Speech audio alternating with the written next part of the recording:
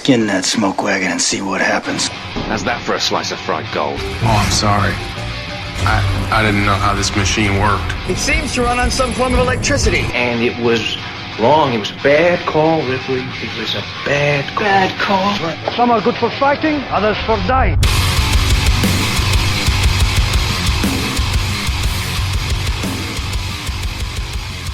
It's just two movies. Hey, what's up? Welcome back to It's Just Two Movies. It's fucking summer break. Yeah, what's up, dude? Yeah, it's just after this we're recording Girls Gone Wild. Yeah? Yep. Fucking sick. She says it's her first time. I don't know what this bit is I'm doing. I'm doing like spring break from what I recall it being before I was old enough to go on spring break. Yeah. Hey, my name is Daniel King. With me today is my good friend Birdman, who you are probably familiar with. Had you ever listened to our show? That's me. I'm back. How's it going, man? Oh, good. We took a week off. Did you enjoy yourself? I did. I haven't really done anything.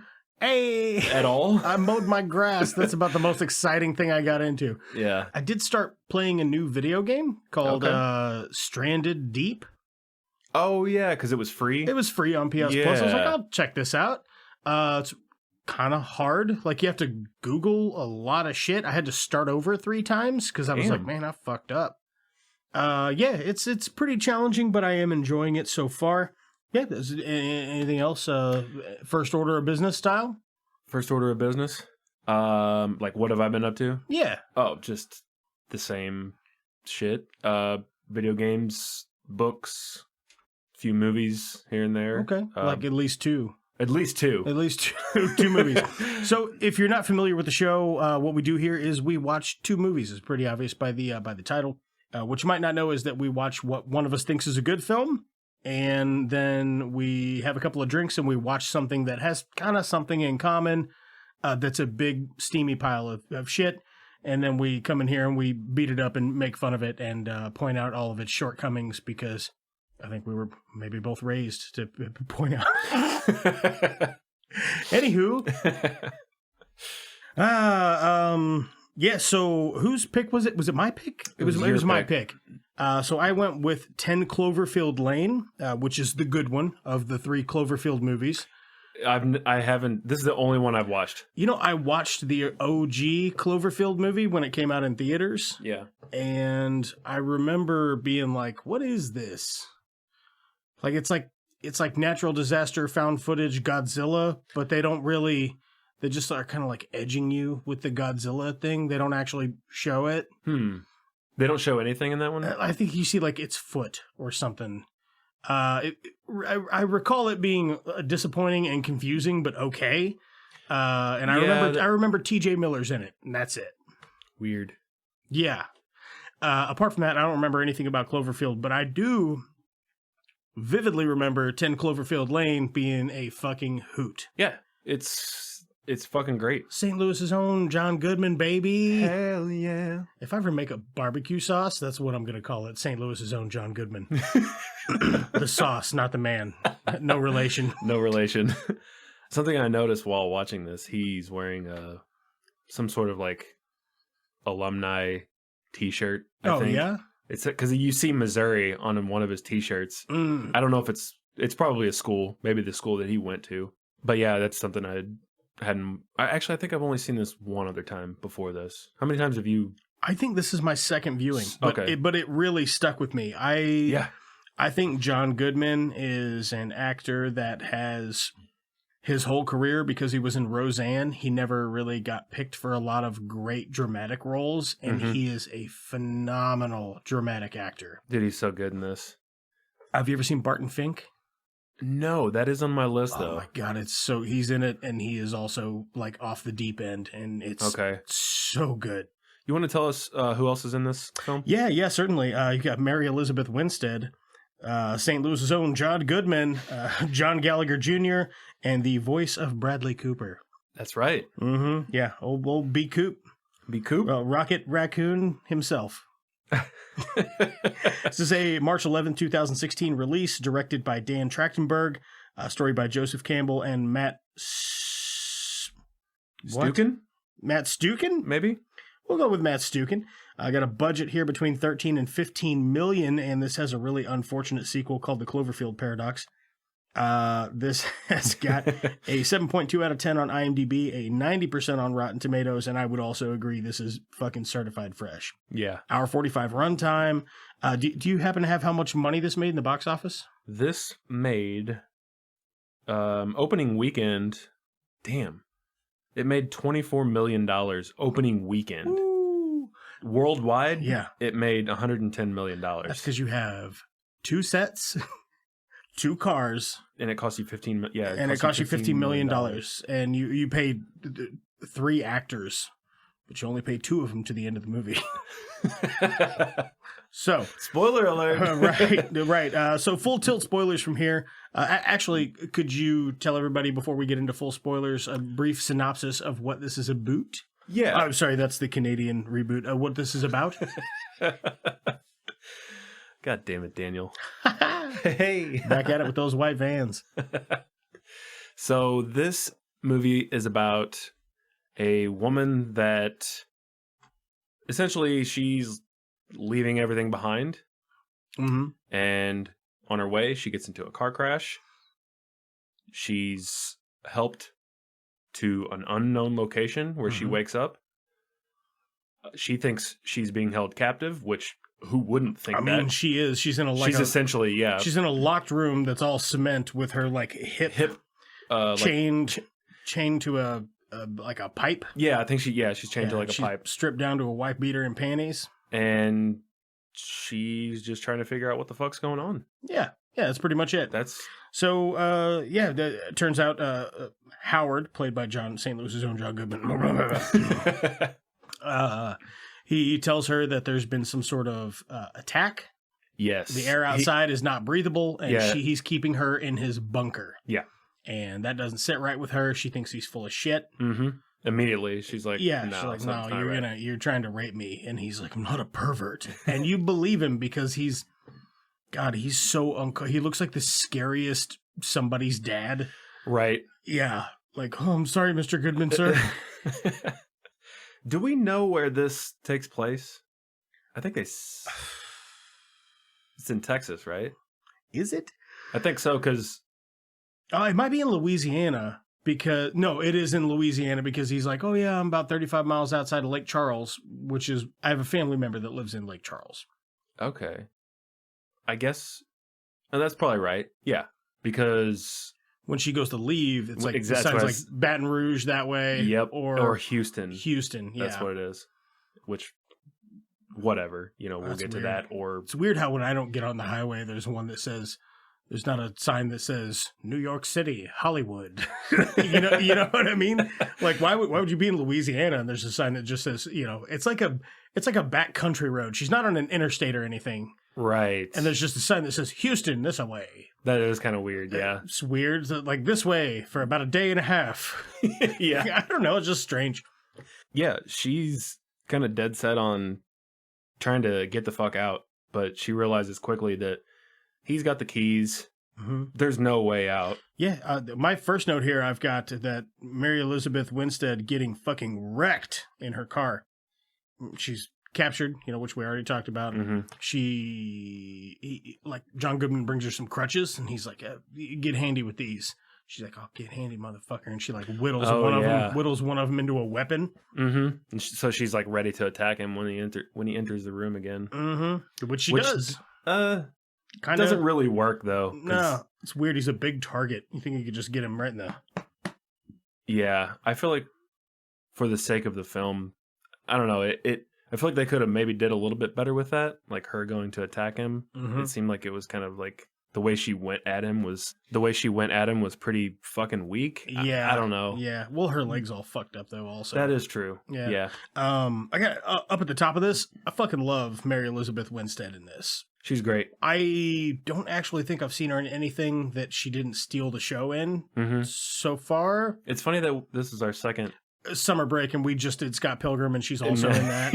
Yeah. So the real reason that we did this was because we want to watch this shitty movie called Birdemic, which was actually referred to me by 2 of our listeners. Okay. So it was always kind of on my radar. And then I think you brought it up.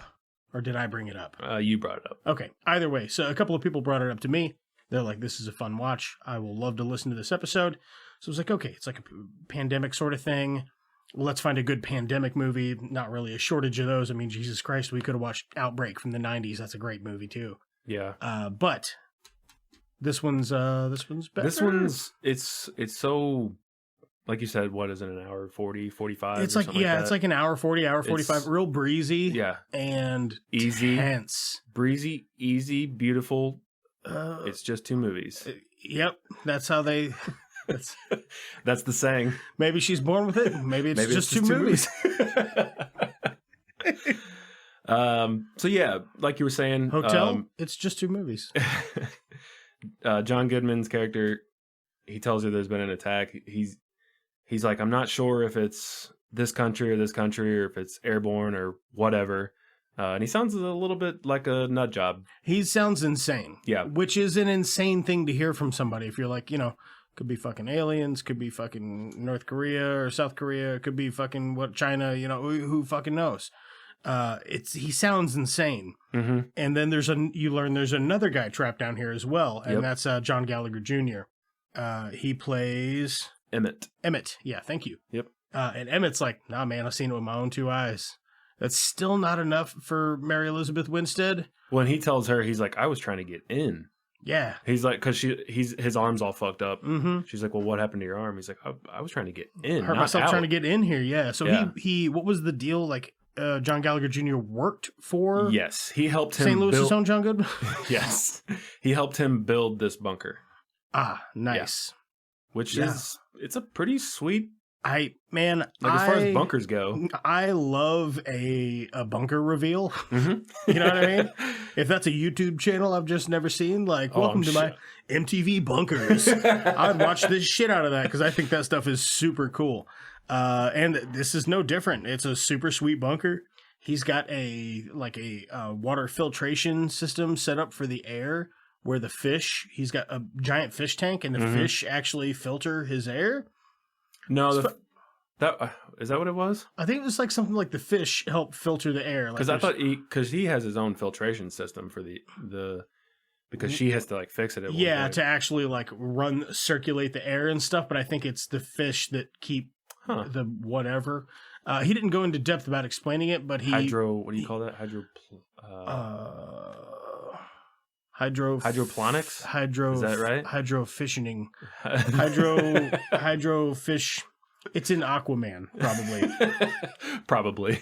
They have a super awkward dinner, like rap sesh. Yeah, it is super fucking awkward. It blows my mind that I guess he did hurt his arm trying to get into the bunker because St. Louis's own John Goodman fucking hates Emmett. Like, he fucking hates him. Even, like, the sound of his voice, you can see his fucking blood pressure going up.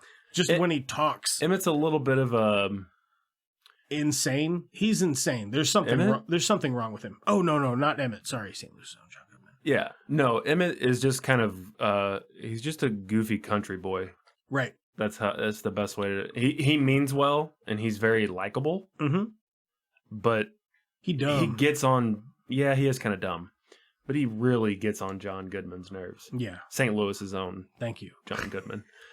And Red Hot Riplets. Don't forget about Red Hot Riplets and Emo's Pizza. Those are the things we've got. Oh, by the way, he does give her a glimpse of the outside, right? Right. He's like, yeah, I'll fucking show you what's up. You. He goes, time you meet, hold on, I wrote it down. His two pigs. It's just two pigs. Yeah, he takes her up there to see his just two pigs, like, I don't know, Gertie and Bob or whatever their fucking names are. Sure, doesn't matter. Yeah, and she doesn't entirely buy it because they could just have been pigs that he shot that are rotting there. But that's so different than rot, though. You know what I mean? Yeah, I do. She's not buying it though. Right. For whatever reson, she's like, I don't know. I still think you guys are both full of shit. Yeah, and there's even though Emmett saw it with his own two eyes. Yeah. He like explained it. He's like, this wasn't an explosion. This was like something you read about in the Bible. He's like there was a bright flash of light. Mm-hmm. And yeah, he's like, this is something you see in the Bible. Mm-hmm. And during this time, she has a flashback to the her car crash. And this is where it's revealed that St. Louis's own John Goodman's character, what was his name in this? Howard actually sideswiped her because he's trying to pass her. We won't go into full detail about that. Or I guess we can. Yeah, it doesn't matter. We'll double back. We'll double back. So yeah, she has the flashback. She's like, oh shit, because she sees his truck outside. With her car's paint on it. Yeah. And she's like, what the fuck? Mm-hmm. So this just really fucks her world up. She's, okay, I gotta double down and get the fuck out of here. Oh yeah. So there's the super tense dinner scene.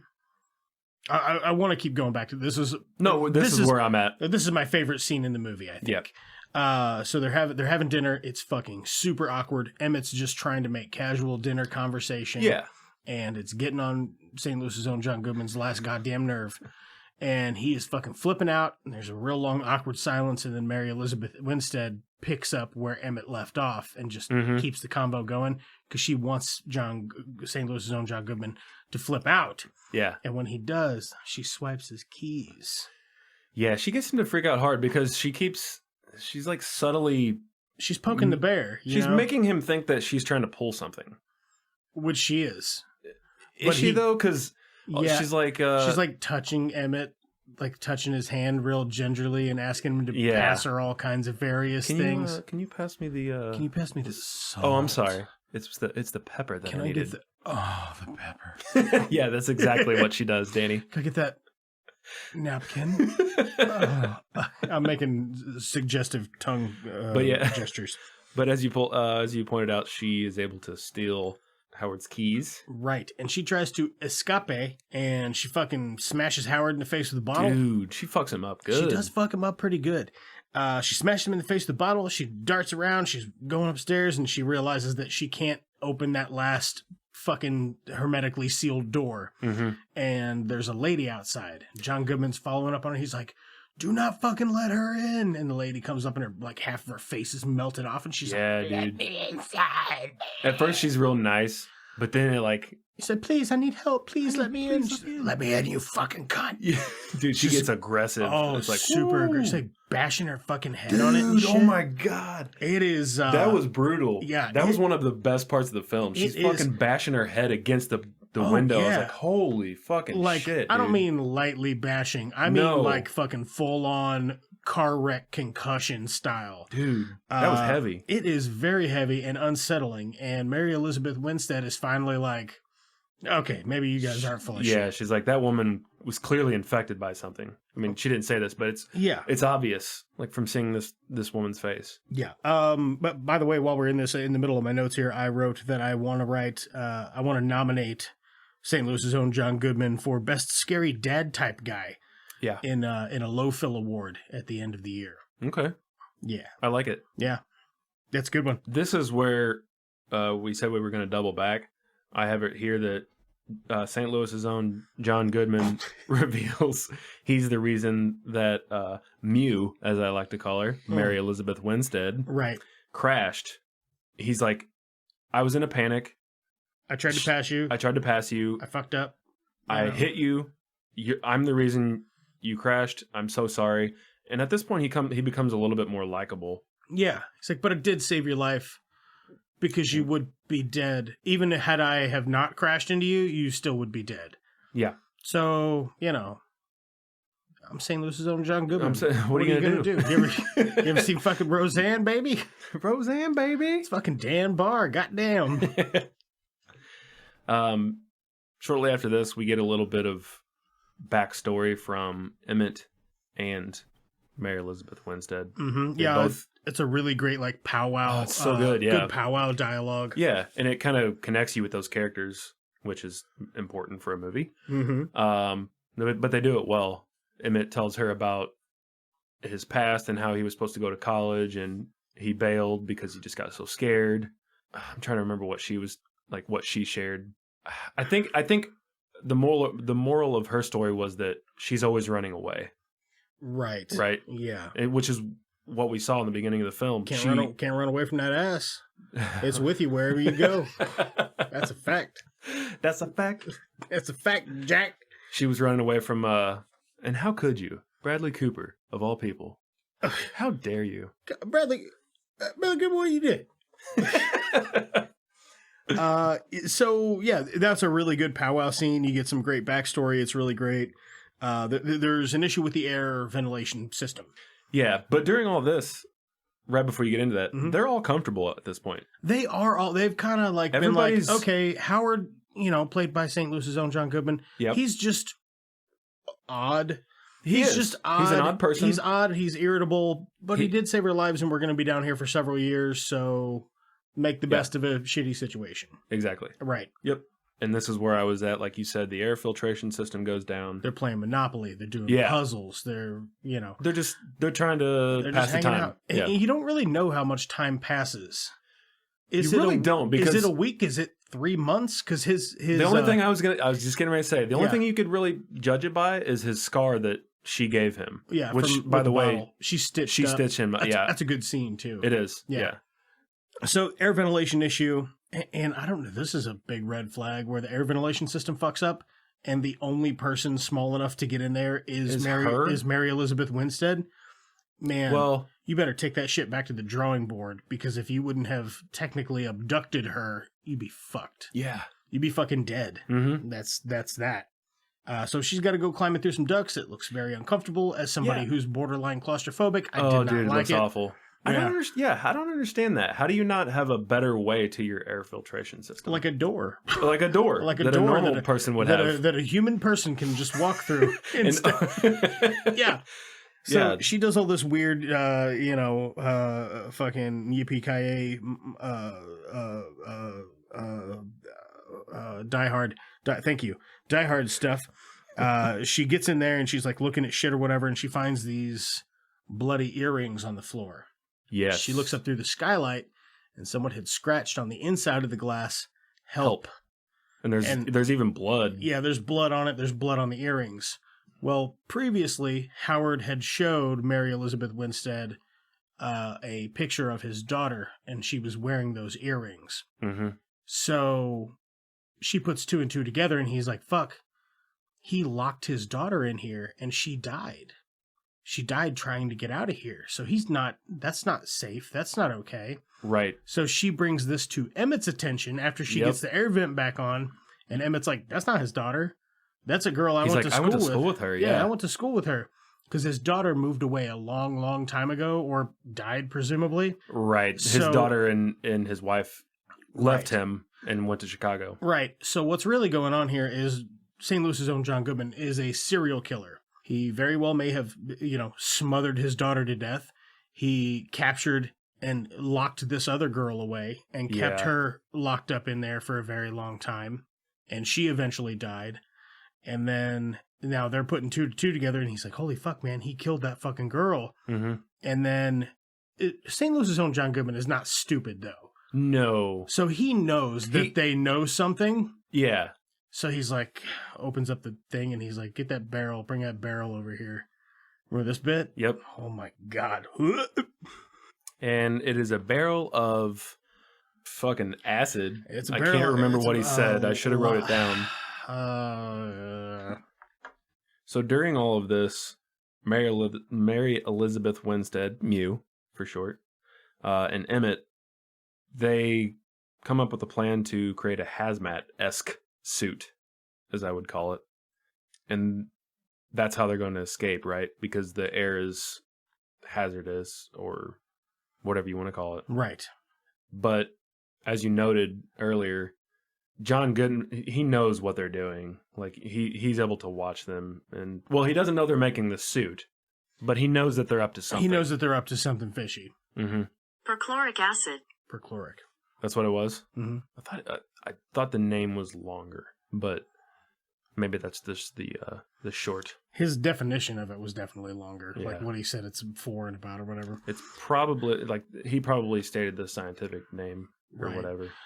So he has him wheel this big barrel out because he fucking knows something's up. And he opens the barrel and he's like putting on long rubber gloves. And he's like, oh, this is perchloric acid. It's used as an ingredient in making fuel to launch satellites into orbit. He goes, it is extremely corrosive to any organic material. Does he drop something in there? Yes. What's So he found a couple of the tools that they were using to make this suit, I believe. Yeah, scissors and tape and shit. Yeah. And he drops a couple of those items in the acid. And they just fucking gone. Real quick, another podcast I frequent is called Stuff to Blow Your Mind. They have a 2-part episode called The Search for Hollywood Acid. There is no such thing as acid that is that fast acting, or green, or bubbly, or any of that stuff. But it is fun to look at like that. It definitely makes for better dramatics. You don't think so? No, there's not. Huh. It's just from that episode. It's like that you listened to. Like, that's how you found that out. Like that correct. Doesn't exist. Well, they go into great detail about it. They talk about like 12 of the most powerful acids on the planet and how they don't quite fit the bill for what the kind of acid you see in Hollywood. Oh, okay. It's pretty entertaining. Anyway, just a side note. I wonder if though you created a mixture of different acids, would it then? Some of them might explode. Some of them might catch true. on fire. Some of them might form a toxic gas. Depends on the compounds, I suppose. Huh. Anywho, there's just a little tidbit for you there. If you're into educational podcasts, I love Stuff to Blow Your Mind. So during this scene, he's like, "What are you fucking up to?" And Emmett's like, Emmett takes the blame. He does. He takes the shot for it. He's like, "She don't know shit about it. Shut the fuck up." He's like, "It was all me. It was all me, Howard. I'm super sorry. I'm so sorry." And Howard's like, "Okay."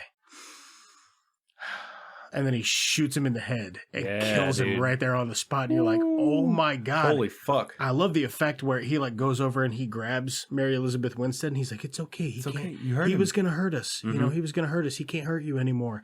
And you still hear the ring because it's a small confined space. He just shot a fucking gun. Yeah. And I love that too. Yeah. Yeah. You're going to hear that ringing. Like, holy shit. Yeah, that's good attention to, like, it's good. It really put me in the moment. Yeah. And also the look of absolute horror on her face. She did really well with that. Oh my gosh. That's a really intense scene. Yeah. So then he is fucking cutting up Emmett and putting him in acid. Yeah. And then which we don't really see. No, you don't. But later you see like some of his parts dissolving in acid. The acid. Yeah. But she is able to fuck up JG with the acid. Yeah, St. Louis's own John Goodman. Yeah, St. Louis's own John Goodman. What does she do? Does she kick the barrel at him and then it spills on the floor? Or is that what happened? Yeah, something like that. And she's got something. He's like, "Oh, you think you can fucking hurt me like that?" She goes, "No, but I can hurt you like this." And she kicks the acid vat over on him, and he slips and he falls into it. His face falls into it, and then he's like trying to get her, and she's trying to get out, and he's trying to get her, and you cannot get this. And la la la la la. It's a really intense scene of her escaping that place. And during that though, like how fucked up you can see like his hand kind of like falling apart. Oh, dude, it's super gross. Brutal. It is brutal. His face, like the melting face effect, is probably the least brutal looking of all of the other John Goodman melting stuff.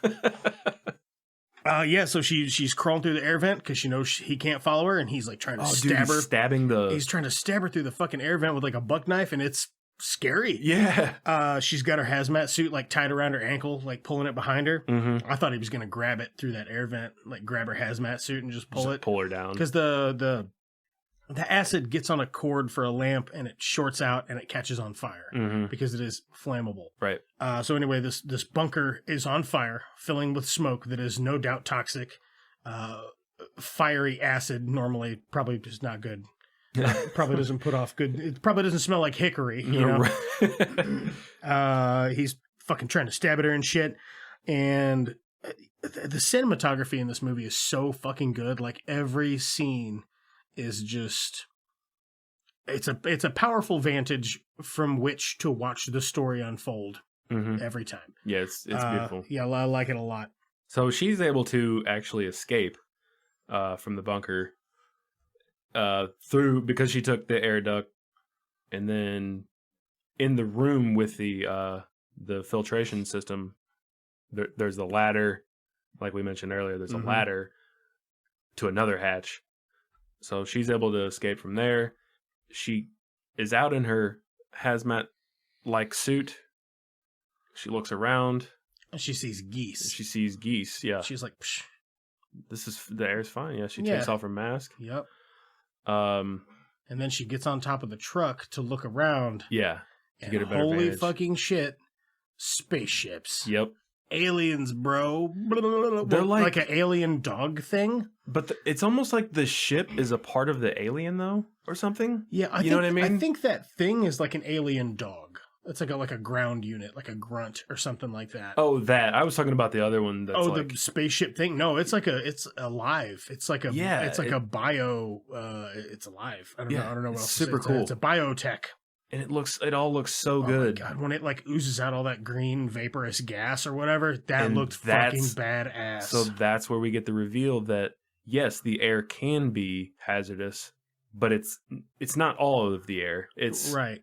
Whatever this alien poops out. Yeah, it's like a really, really bad fart. If you've ever known anybody to die from a fart, that's how it, yeah. Yeah, to die from smelling a fart, not to die from farting. That's probably like dysentery related, where you fart out your intestines or something. Happened on the Oregon Trail. Look it up. My only knock on this movie really is that I wish it had a different sequel. I never watched it. Did you see the Cloverfield paradox? It is. It's like if you made two jokes 15 years apart, and then you made a third joke 10 years later to try to tie those other two jokes together, and it's not funny. That's what it is. It's not supposed to be funny though, but they're also not jokes. They're dramatic films. It's not very. It's got some okay parts in it. The cast is kind of fun, but just overall, it's just fucking stupid though. It's like, what? Is it kind of a mess? Like as far as, it's or is very it much a mess. Okay. Yeah, it's like there were two realities: one where there's a Godzilla thing, and the other one where aliens invade. Which could be a good idea, but yeah, it was just, I don't know. Story structure wise, was done poorly. It was rushed and sloppy, and yeah, it's got some entertaining bits in it that you're like, oh, that's cool. But just it's kind of where it ends. Yeah, just real quick, going back to this, we're right at the end. She's in the truck, right? I think she's in Howard's truck, and this alien creature, the alien spaceship creature thing, it's down to fuck. It's DTF. It picks up the truck, and how does she destroy it? How does she destroy the alien? She waits. Yeah. Wait for it. And then Molotov cocktail. Dude. Right in its fucking mouth.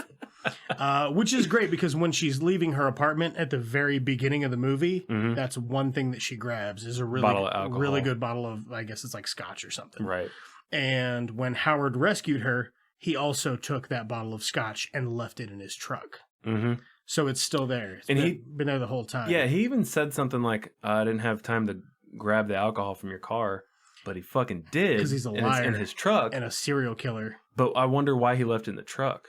Or maybe he did just forget it, but he forgot it in a different... Yeah, I think he just forgot it. Or like shit was going down and he had to get in the like, bunker. Had to get in the bloody bunker. Yeah, what'd you think of this? I love this movie. What are you going to... If you had to give it like alien tentacle thumbs? Yeah. Oh, okay. How many alien tentacle thumbs would you give it out of 10 alien tentacle thumbs? Or how many of St. Louis's own John Goodman's acid thumbs? Oh, shit. Either or. The bad thumb, huh? Yeah, the squishy thumb one. You gotta like suck all the flesh off of it. That's gross, Danny. Like a Didn't your mother tell you to not be gross at the dinner table? That's not the dinner table. Dinner's in the other room. That's the dinner table. This is just the podcast table. I came here to do two things. Podcast and eat ass, and we're halfway done with podcasting. Damn it.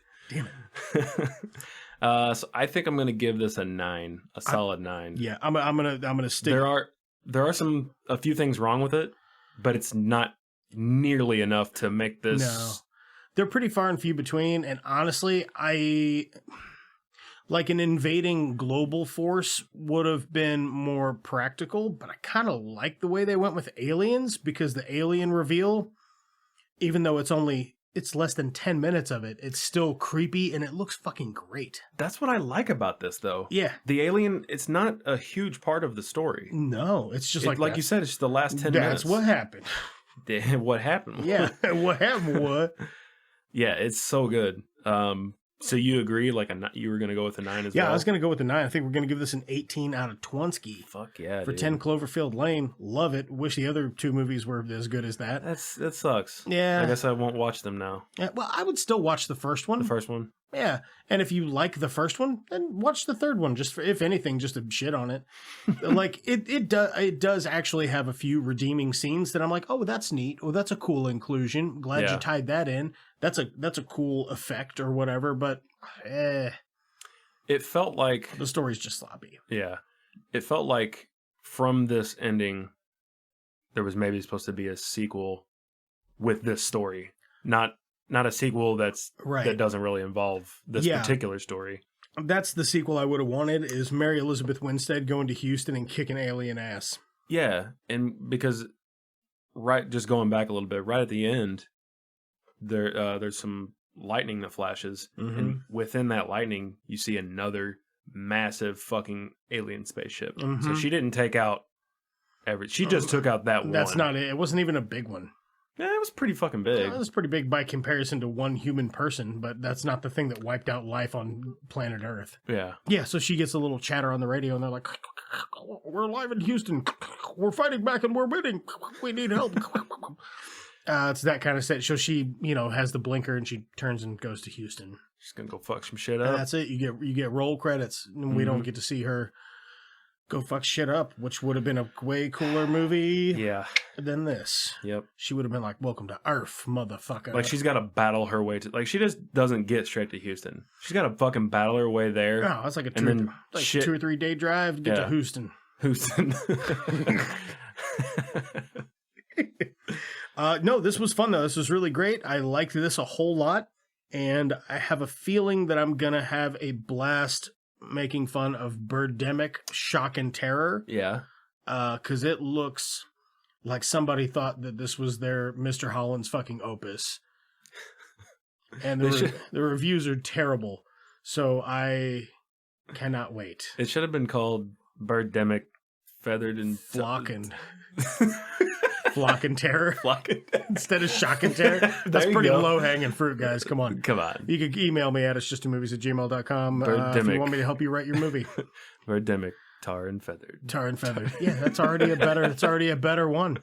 So we're going to go watch this and have a couple of beers, and I think we got some pizza that has arrived. Zaz for the boys? Some Zaz for the boys.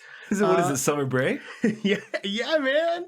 We're going to go have some Mai Tais. Yeah. And sit out by the beach. Yeah, that's fucking sick. In Missouri. And we'll be back in a bit. And we're back on the 16th hole. We're doing another one? And we're following... We're doing another one. I am Beats McCluster. And I'm Feats McBluster. Knack Jigless is 6 under. Just behind Doug Gunder. Stay tuned at TPC Snodgrass.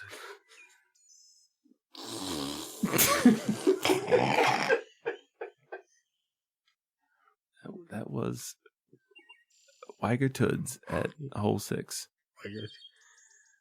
Weiger Toods. Let's take it to day 3 of we're at Schmory McElroy leads the pack. Yep. He's got 8 under. He's got a weird growth on the back of his neck, just behind Maury. Just behind Roy McElmore.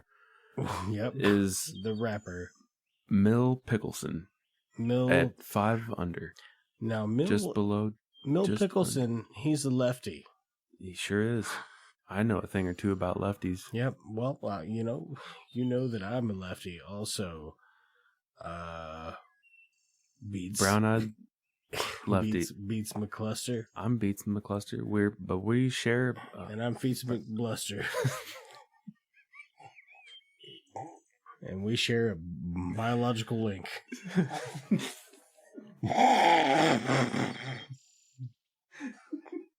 let's take it back to Incredible. final round action featuring Perry Glare and see what he can get up to on this 18th hole at PCP Sawgrass. God damn.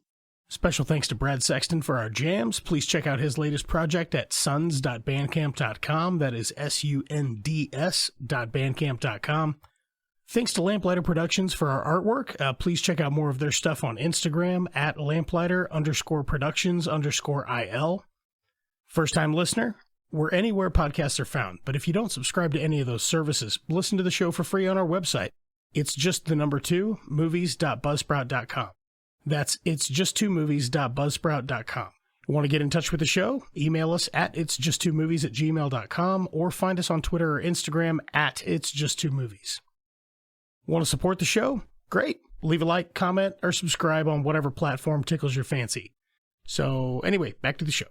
A sexy lingerie model and a successful software salesman go on a weekend getaway to a quaint Northern California town. That's what that's about? Mm-hmm. A horde of mutated birds descends upon the quiet town of Half Moon Bay, California. With the death toll rising, 2 citizens manage to fight back. But will they survive?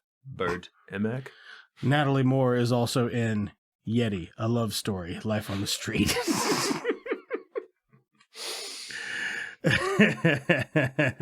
Natalie, her name's Whitney Moore. Oh, yeah, what did I say? I think her name's Natalie in the movie, sorry. Yeah, you got it. Okay, we're back. We did what we said we were going to do. We watched Birdemic. We watched Birdemic. We watched Birdemic Shock and Terror. We skimmed it a bit. we skimmed a bit of it. It's so fucking slow. Didn't you now? We'll get into it here in a second.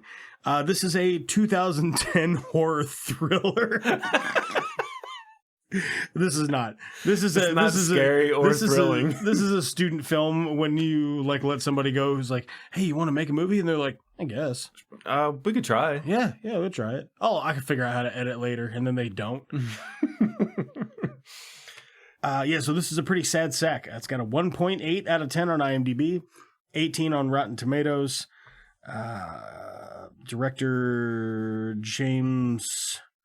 I think it was James Guyan. James Nguyen? Guyan? I think that's how you pronounce it. Okay, James Guyan. Budget, what'd you say, $10,000? Budget was $10,000. Could you tell? Barely. Yeah, I guess. So they use their own cars then, I guess. Probably. Okay. Yeah. This was awful. Yeah, it was super bad. This is easily the worst movie as a movie we've ever watched on the show. Maybe even even if it wasn't the show, for the show. Yeah, that was the worst. That was one of the worst things I've ever seen. It is one of the worst things I've ever seen as well.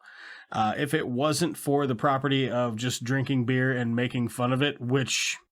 Man, it was a good time. If you like making fun of movies, you can light this motherfucker up. This thing is hot trash. And it's on Amazon Prime. It is on Prime. Right now. Yeah, it's on Prime. They actually will give you free shipping on a non-Prime item just for watching it. You don't have to rent it or anything. Right. That's not true. They felt bad. Yeah. They felt bad that you tuned in for it. This is... this stars Whitney Moore, who I would argue is the only redeeming feature of the entire movie. Alan Bagg, Colton Osborne, Patsy Van Ettinger, Damian Carter, and Rick Camp. That's pretty much it. Don't forget about Tippi Hedren. Yeah, Tippi Hedren's in it as a character actor.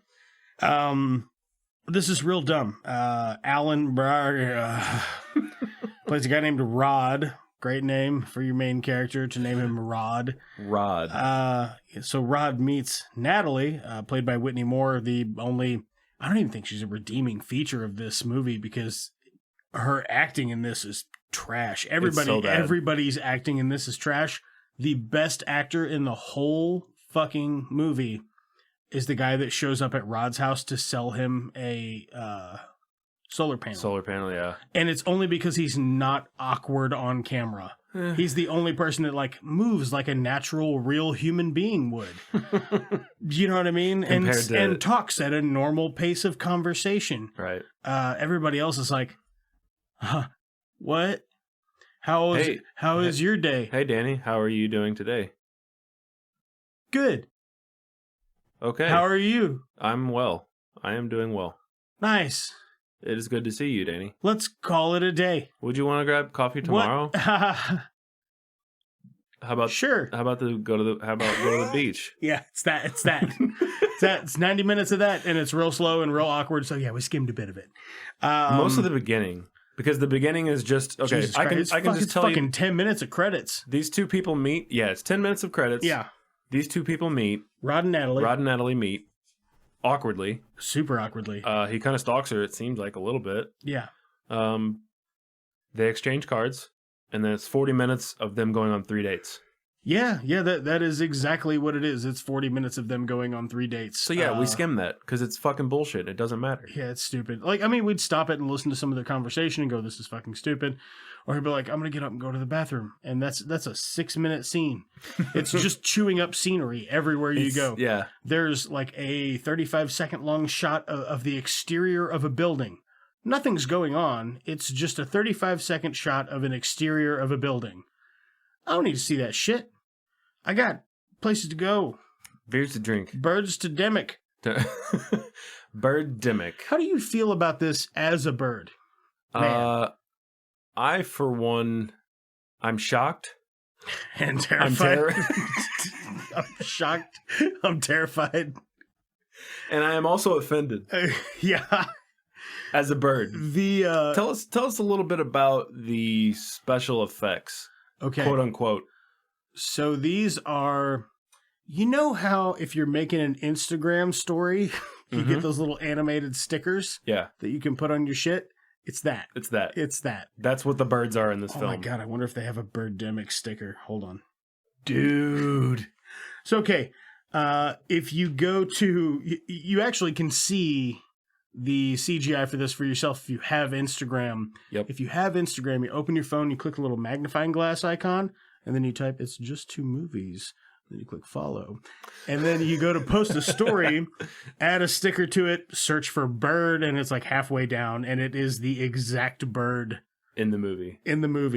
For, I would say 90% of the shots. This one might actually be a little more tame than the ones in the movie. They're like suicide bomber fucking bird. It's the dumbest. Dude. They fly into shit and they explode. But they sound like airplanes when they're flying into the objects. When they do it, yeah. Yeah. And then they explode like airplanes would. They hover in one spot, which hawks and eagles and birds of prey cannot do. Right. They can slow down. Yes. They can ride a breeze pretty steady in one spot, but they can't like... But they're not hummingbirds. They can't like get in front of a door and just like you're seeing me with the undulating arm motions. Nobody else can see it. Use the theater of your mind. A bird with undulating arm motions, like a large bird of prey just staying in one spot at eye level. It can't do it. Or you would see birds at eye level all the time and be like, "Gah!" Because it would be terrifying. Yeah. So that's what this film's about. You got fucking barely birds terrorizing this group of people, while other people just drive on the highway like normal folks. I think now I know nobody. They didn't make this as a joke. They made this. No, they made this to be good. They made this to make it as a film. But I really think maybe the driving fact is why they didn't stop making this movie is because they got Whitney Moore and she's like, "Yeah, I'll get down to my panties in a scene," and they're like, "Bet, we're making this fucking movie, baby. It's gotta be so made. We can see Natalie Moore in her underwear." Yep. Not Natalie Moore, Whitney Moore. I keep calling her Natalie Moore because her name's Natalie in the movie. And she's the only character that is remotely interesting. But you can't hear her, though, because the audio in this is... That's another thing. Oh, my God. If you're going to do something in an audio format, probably don't go to, like, Walmart to buy your microphones. You know, go someplace that, like, sells audio equipment. We got a $10,000 budget, though, man. We ain't got much to work with. No. You get what you pay for, baby. Green screen this fucking thing. The whole thing. It's not compelling or interesting. It was a huge, steamy piece of garbage. I tell you, the best thing about this though is that they actually did make it, and we're like, check out our movie, because it's. I wonder if anybody was like, this could be great, because it doesn't. Like nothing about this is interesting. Even the doctor guy that like gives him the big spiel about what's going on and global warming. That's why the birds are attacking because of global warming. Yep, there's your big reveal. Global warming, global warming. Global warming. Smells like burning wood. Smells like the woods are burning. Oh, dude, yeah, when they're in the they're going through the forest. You could get another take of that. Right. Even the actor was not like, sorry, take it back. I said burning. What an idiot. Burning. What an idiot. He's like, no, it's fine. It's fine. We'll fix it on the day. Oh yeah, so we saw a date or the year within the film on something, and it said 2008. Yeah, this came out in 2010. Right. Yeah, because one of the first things you were like, good lord, the price of gas was like. It was like $450. Yeah, it was like $460 maybe. Yeah, that's pricey. But in California, I guess that's the norm. I don't know if this is actually in California. They are at a beach though, so it could be. I think California. It's supposed to be set in California. Yeah, but yeah, who knows where they've actually filmed it?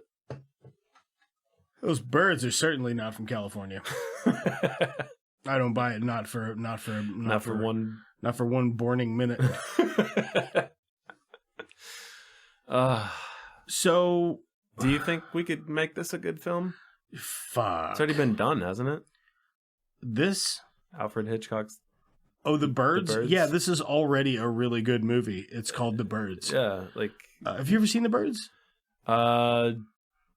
No, I'm familiar with it, but I don't think I've ever actually watched it. I saw it again for like my second or third viewing like 15 years ago. For a movie from 1963, it really fucking holds up. And I gotta tell you, it is a sight lot better than this sad piece of shit. Yeah. It just, the most laughable thing about this movie is something that's really hard to translate to an audio medium.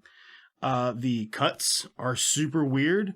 There's lots of weird, unnatural pauses and awkward silences. Mm-hmm. There's lots of really drawn out, like a guy goes into a restaurant, orders food, doesn't eat it, and leaves. Okay, so that should be like a minute and a half. Well, it's like a 7-minute scene. Yeah. It's real drawn out, and the audio is awful. It's garbage. The audio is garbage on everything. Every scene. And some of it is really dubbed, and it still doesn't sound any better. Like, it maybe sounds worse, and it doesn't match the lips. Nope. Fun fact, a person in this film was in The Birds. Oh, was it the old lady? Yeah. Gotcha. Tippi Hedren. Yeah, was okay. in The Birds. Gotcha. And she's the lead role in The Birds, right? One of them. Yeah. And the actor's name, the main actor in The Birds, his, like, the actor's actual name is Rod. Gotcha. Probably a little hat tip to...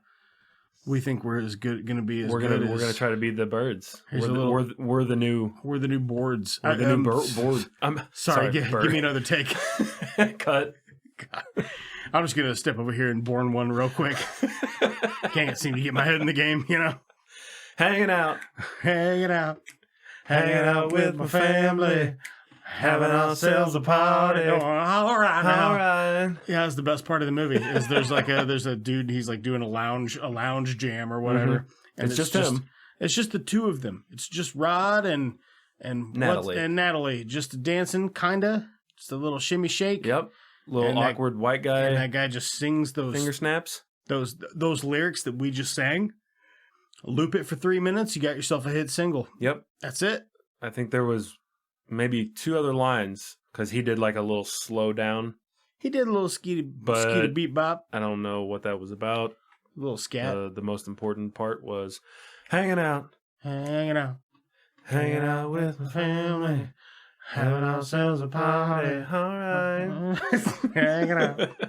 That's the ad. We don't even have to do an ad for this. It's gonna be that. It's just that. I'm just gonna loop it. Yeah. I don't know what to do with this. I'd throw this. I couldn't tell you, man. Throw this in the bin. Take $10,000 and go to Vegas. I guess. I don't make this. No, this is dumb. There's no reason. This is dumb.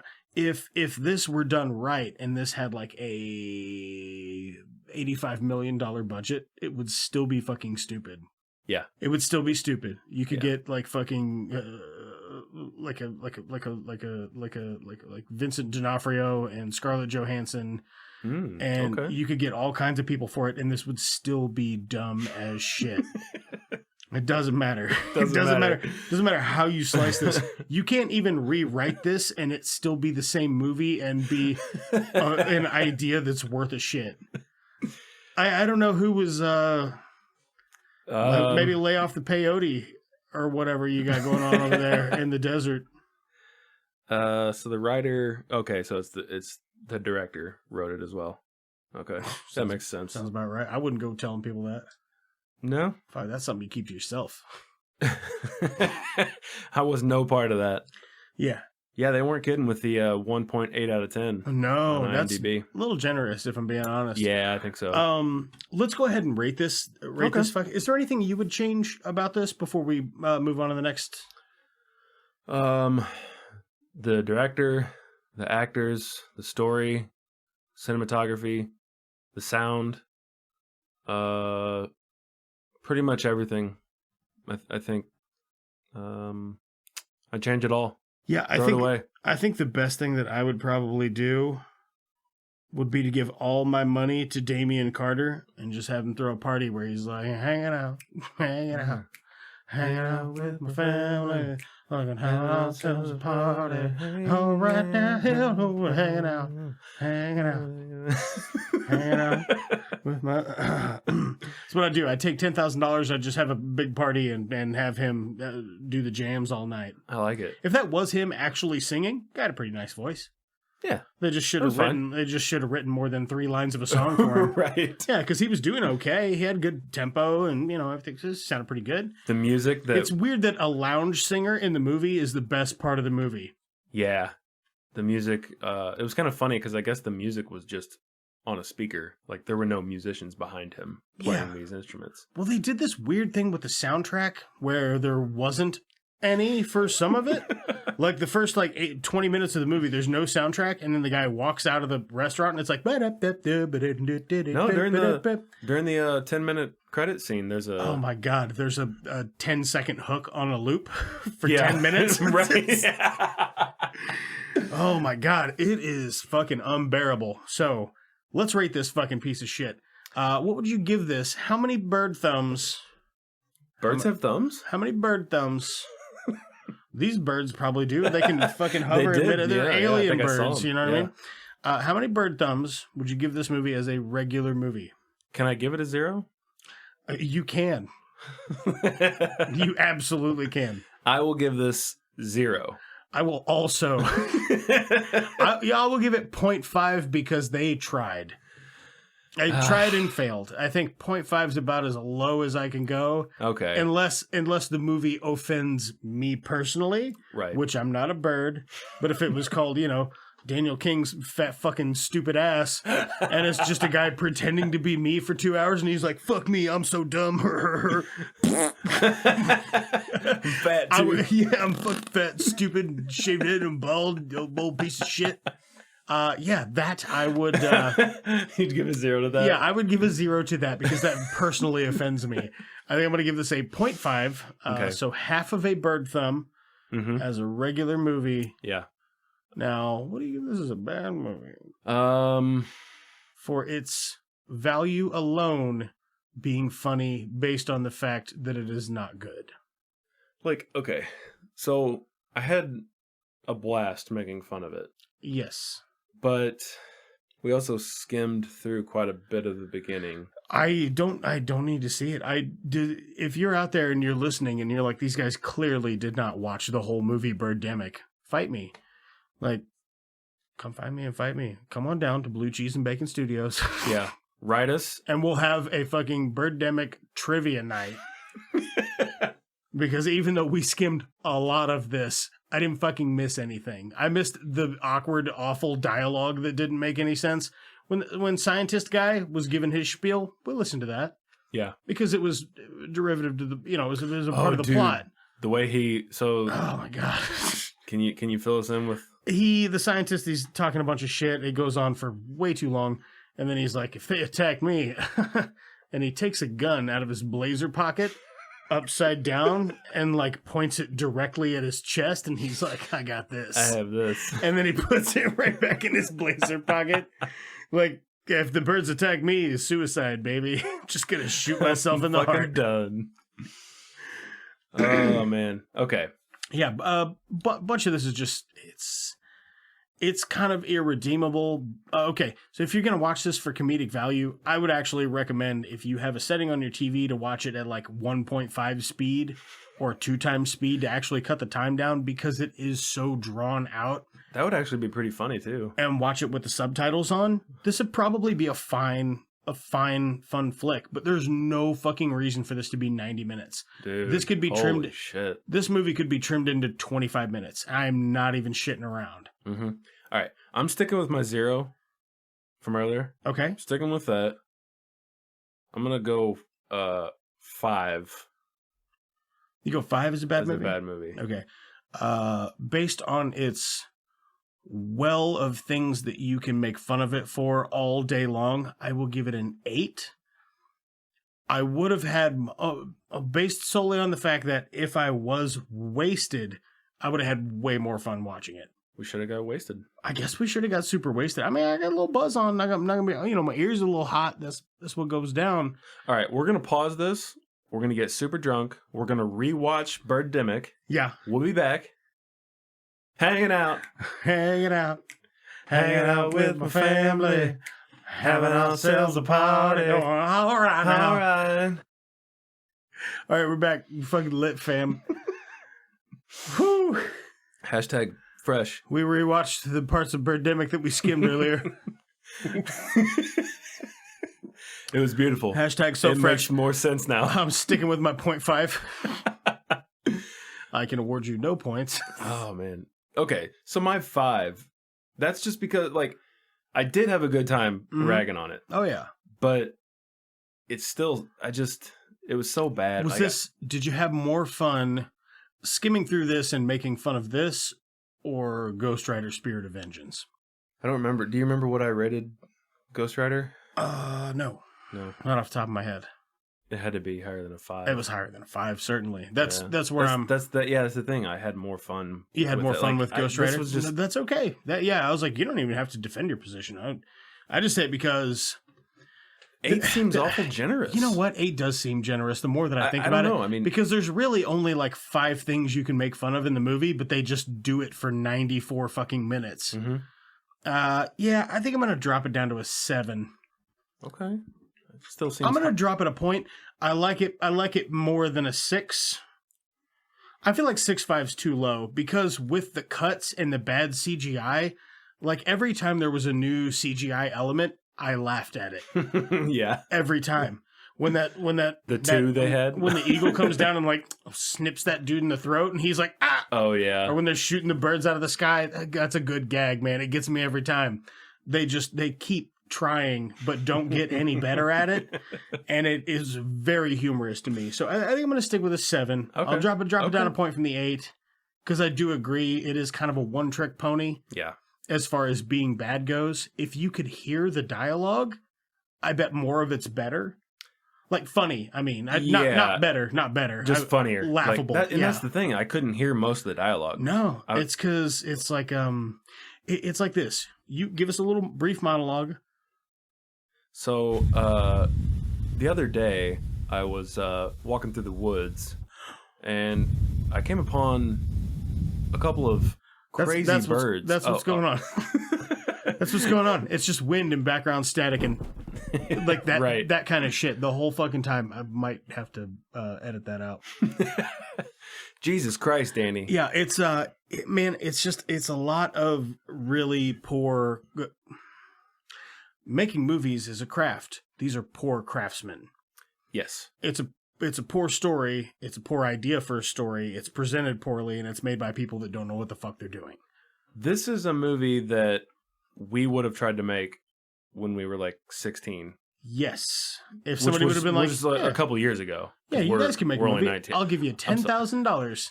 And we went, wow. And then we got a hold of what's her name. By some stroke of luck, she responded to our email. And she's like, yeah, I'll do a scene in my panties. We'd be like, yes, we're making it. We're going to make a movie. We're making Birdemic Shock and Terror. Or maybe, yeah, you were probably right earlier. Like it's just like a college flick. That's what they look like. This is somebody's student film. I think they drank and they drank and snorted most of this budget because it does not even look like a $10,000 movie. It's all in those awesome special effects. How much is one boom mic? Surely not $10,000. I mean, I'm down. It's cheap, but it's surely not $10,000. It's like $20. $50. Yeah. They just wrapped an egg foam. They wrapped an egg foam thing around it with some masking tape. It's just a regular microphone on a broom handle. It's just the first iPhone on the end of a boomstick. iPhone 3G. Yes. And they mixed the rest of it in Rock Band. Oh my god. Yeah, no, this thing's a fucking hot piece of trash, and it was poopy. Yep. It was poopy. I didn't really care for it. I had fun making fun of it, but you know, like we said, it is kind of a one-trick pony.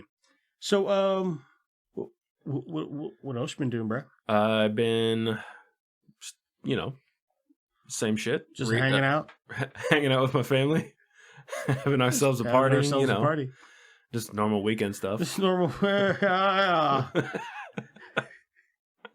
No, I've been reading some short stories by an author by the name of Nancy Hale, which sounds like... I thought you were going to say Dr. Seuss. That would have been funnier. That would have been good. Nancy Hale?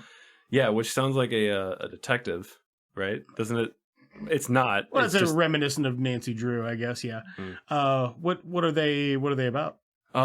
Just like horror, psychological thriller. No, what I would call domestic realism. Okay, so gotcha. Just everyday life, I guess. Okay, yeah, I'm cool with that. I think if the writer is good enough, you can make it can be just, interesting. Just a normal story. Yeah, going to the grocery store, daily life. Going to the grocery store and they're out of your favorite jam. Well, that's kind of boring, but yeah, you could make it interesting if you were a good writer, though. I guess you could. I was doing some trophy hunting for The Last of Us Part 2. Nice. Which I did not enjoy, but I wanted to get all the trophies because it paid for it. Because you're a trophy hunter. Yeah. Yeah. That's what I do. Yeah. How about you? Man, I'm glad you asked. I actually, since we took a week off, I've actually consumed a lot of media in the last week. I watched the entire series of Big Mouth, and which is a Netflix animated series. Like it a lot. I'm going to give it 9. I'd give it 9 thumbs. It's a really, really smart comedy. Now, I will say some of the humor I could definitely see where it would rub some people wrong. But to me, where nothing is sacred and... So it's a little racist. Racist isn't the term I would use, but it is very much like...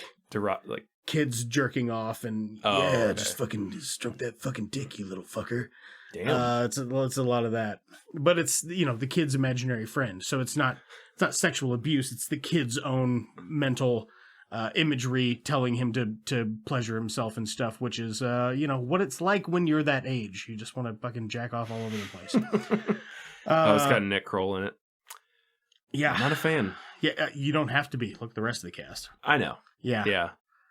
Yeah, I would actually say Nick Kroll's kind of a minor character in it. He does voice 3 or 4 different characters, but his like regular Nick Kroll voice, and it's not even, I wouldn't even say a ton of it is, a bunch of it doesn't remind me of Nick Kroll's humor that I've seen him do in other things.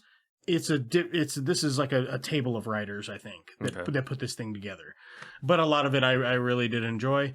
I also am almost done now with Bojack Horseman, which another Netflix animated series. I just did 2 of them back to back because why the hell not? I'm also really liking Bojack Horseman. I think I'll give it an 8.5 rather than a 9, only because Big Mouth is more comedy forward, which is how what I prefer. Mm-hmm. Bojack Horseman is a little more cerebral before it's comedy forward, which I do appreciate the cerebral elements of it, but you don't have to try and tug at my heartstrings or show me the human element every episode. You don't. I just don't need it every Right. episode. It becomes a bit like, okay, yeah, this is the bit where he's like, oh, how do I be happy? How am I a happy person? I don't. Maybe I'm miserable because I'm self-destructive and blah blah blah. I get it. That's your character arc. You fuck your own shit up. I understand. You fetishize your own misery. You don't have to bring it up every episode. Right. But the comedy in it's funny. The cast is really funny, and there are some gags in it that have absolutely floored me. That I just thought were hysterical. So I've enjoyed it quite a lot. I read 2 more books out of Watchmen. So I am like 3/4 of the way through it now. Nice. So coming to a close on that. I'm trying to think if I watched any really good movies. Oh, we watched The Invitation. I think I told you about that. Yeah, I've seen Well, that. I mean, you've seen it. Yeah, I like that quite a bit. Yeah. For a movie I wasn't really expecting anything out of, I found it quite enjoyable. Yeah. It's Is that the same guy that's in Upgrade? yes, which I still have not seen. Oh, I man. want to see. That's fun. Still on my list. That's a fun one. Yeah, he's in Upgrade. This one felt, I liked it, but some of the acting felt a little forced in The Invitation. Okay. I don't know if you remember that. Yeah, I could see that. I like the guy that plays like the cult leader that comes in later. Yeah, he's in Game of Thrones. Yeah. Oh wait, no. You're talking about the older bald guy? Yeah. Oh, okay. I was thinking about the woman's husband, but yes, Oh, yeah. him. He's really good. John Carroll Lynch. He was in. We've said on this podcast before, don't fucking sleep on John Carroll Lynch, man. Yeah, he's so fucking good. He He was was really in, good actor. The Trial of the Chicago 7. Yep. He's fucking gravy in that, baby. Yep. And he's just in good shit. He is in a lot of good shit. I mean, we've been playing some more Rocket League since We have been playing more Rocket League. If you're an aspiring gamer out there and you're on the PlayStation Network, or I don't know, does Rocket League still do cross-platform? Is that still a thing since they got bought out? I think so. Okay. Either way, do you want to throw your gamer tag out? It should be. I think it's just primarily blue, isn't it? Yeah, I think so. I should know my own gamer tag. And mine is Young Cheese. That's YUUNG_CHEE_Z. And we changed the name of our. They call it a club on there. Is it just a club? Like clubs. Yeah. So now we're it's just 2 movies podcast instead of Jean-Claude Brandan, which Jean-Claude Brandan is definitely funnier. But yeah, if you ever want to get online and play with us, for me, it's like the only thing I play online. I think both of us rarely play online games. Yeah, same. This is one of the funnest and most frustrating things you'll ever play online. Rocket League? Yeah, it'll make you want to like flip a table in excitement and then also not in excitement, you know? I think that's it for me. Like I said up at the top, I came here to podcast and eat ass, and I'm all out of podcast. You guys aren't going to start sucking each other's dicks, are you? Let's call that bold talk for a one-eyed Batman. Can I make a suggestion that doesn't involve violence? Or is this the wrong crowd? Maybe we should call in a bomb threat to Houston. I think it's free beer night at the Astrodome. The Jedi, Bob, we don't fight with guns, we fight with our mind. Cousin business is booming. That is one big pile of shit. Jog on.